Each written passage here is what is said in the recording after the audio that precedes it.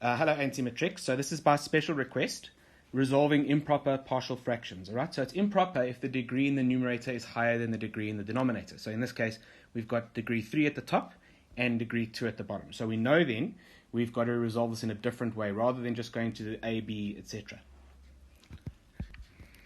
So I'm actually going to show you two methods. The method using long division, which we did in class, and then I'm going to show you a different method, which is a bit shorter, but can be a bit trickier. And then you're welcome to choose whichever one you want. Normally I teach the second method in grade 12 because it has, it links to sketching of rational functions, but you're welcome to use any method that you want. So let's first do long division. Right, so firstly for long division, we take the expression in the denominator, and that goes outside the divide bracket, and on the inside we've got your numerator. Take care that you've got a placeholder if you're missing any of the exponents. Okay, so like for example, if there wasn't an x squared in this particular expression, then I'd put 0x squared here because they must be in order up to down, down to up, whatever. Okay, so now what you do is you say, how many times does x squared go into 3x cubed? All right, and in this case, x squared goes into 3x cubed 3x times.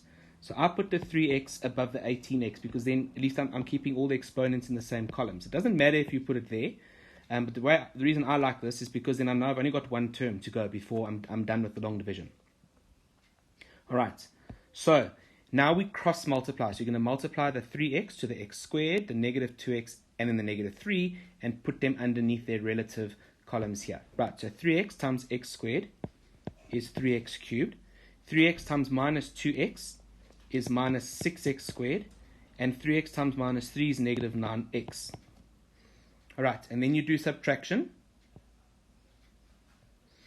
and 3x cubed minus 3x cubed is 0, minus 2x squared minus negative 6x squared is minus 2x squared plus 4x squared. So, sorry, minus 2x squared minus negative 6x squared is minus 2x squared plus 6x squared, which gives us 4x squared. And then minus 18x minus negative 9x is minus 18x plus 9x, so that's minus 9x. And then bring down your 21. Okay, now you repeat the process again, where you say x squared into 4x squared goes 4 times, so therefore we plus 4, and then you multiply through by the 4. So 4 times x squared gives us 4x squared, 4 times minus 2x is minus 8x, and 4 times minus 3 is minus 12. Okay, and then you do your subtraction again. So 4x squared minus 4x squared is 0. Negative 9x minus negative 8x is minus 9x plus 8x, which is just negative x. And then minus 21 minus negative 12 is minus 21 plus 12, which is negative 9. Okay, so now that you've got to this point where that x squared won't go into negative x, okay, because the exponent here is less than that, then you finish with the long division, and the next step is to go back into the partial fractions. Okay, so what's important here is that the remainder, 3x plus 4, is the remainder over, sorry, the remainder is minus x minus 9, and that's over your x squared minus 2x minus 3. Okay, so effectively we've extracted that 3x plus 4 out to now make the fraction improper. So we're now going to resolve this section into partial fractions. All right. So, therefore, we would have minus x minus 9. And at this point, you can actually factorize the denominator to become x minus 3, x plus 1. And then we've got a over x minus 3 plus b over x plus 1. Right. Now we can cross multiply the LCD. So, minus x minus 9 is equal to... I'm just going to move this over. Okay, so minus x minus 9 is equal to a into x plus 1 plus b into x minus 3. Okay, and then now you choose a value that's going to cancel out one of those letters a or b. So if we say x equals negative 1, then we've got minus negative 1, which is plus 1, minus 9 is negative 8, is equal to a cancels out, but b will be minus 1 minus 3, so that's minus 4b, so b equals 2. All right, and then let's now say x equals 3. So now we've got minus 3 minus 9, which is minus 12, is equal to, and then 3 plus 1 for a gives us 4a. So therefore a equals negative 3. Okay, and then lastly, if you go back to the main question, okay, just making that a bit smaller.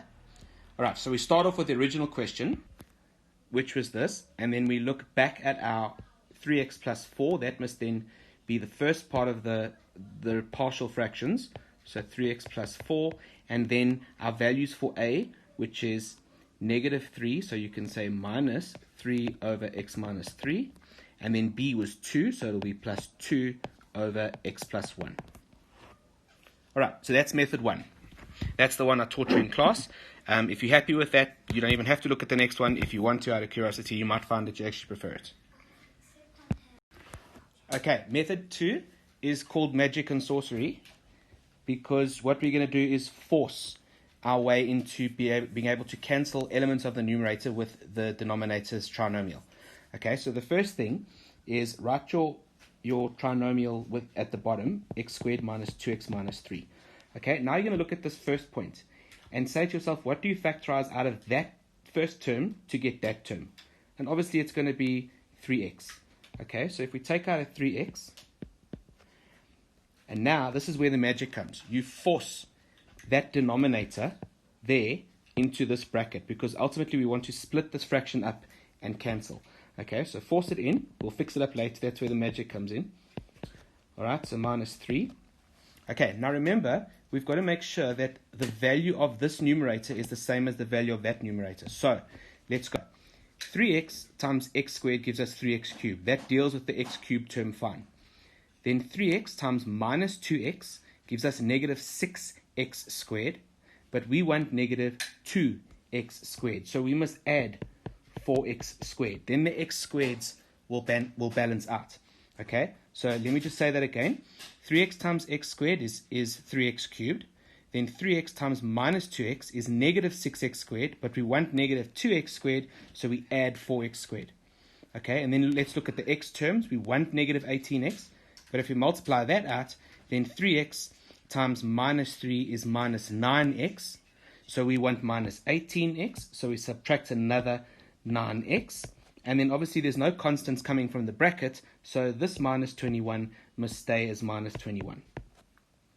Okay, now look what can happen here. And I'm going to skip a step, but I'm going to show you where it comes from. We could split this part of the fraction up so that we have 3x into x squared minus 2x minus 3 over x squared minus 2x minus 3. And then we've got 4x squared minus 9x minus 21 over x squared minus 2x minus 3. Okay, so on the left side, those two brackets will cancel. Okay, so that gives us 3x plus 4x squared minus 9x minus 21 over x squared minus 2x minus 3. Okay, now, because this numerator's exponent is the same as that, you actually have to do the step again. You only stop doing it when the exponent in the numerator is less than the exponent in the denominator. Okay, so you're going to do exactly the same thing now. So you keep your 3x there, and then in the numerator, you're going to again say, what do you multiply to x squared? Sorry, what do you factorize from 4x squared to get x squared? And obviously the answer is 4. All right, but then again, you force your denominator in. All right, and then you use magic and sorcery. So 4 times x squared, 4 times x squared gives us the 4x squared, so the x squared terms are fine. And then 4 times minus 2x is negative 8x. We want negative 9x, so we subtract another x. And then 4 times negative 3 is negative 12. But we want negative 21, so we subtract another 9. You should start to see a similar arrangement to what we actually got from the long division. Okay, and then using the same method, we can then split the fraction up into 2 with the same denominator, and with the left fraction, these two brackets will cancel. Right, so we've got 3x plus 4, and then plus minus x minus 9 all over x squared minus 2x minus 3. Okay, so I'm going to stop there because at this point it's the same as the previous method. We would then take this portion and resolve into partial fractions using our normal a over the one bracket and b over the other bracket, and you end up with the same answer.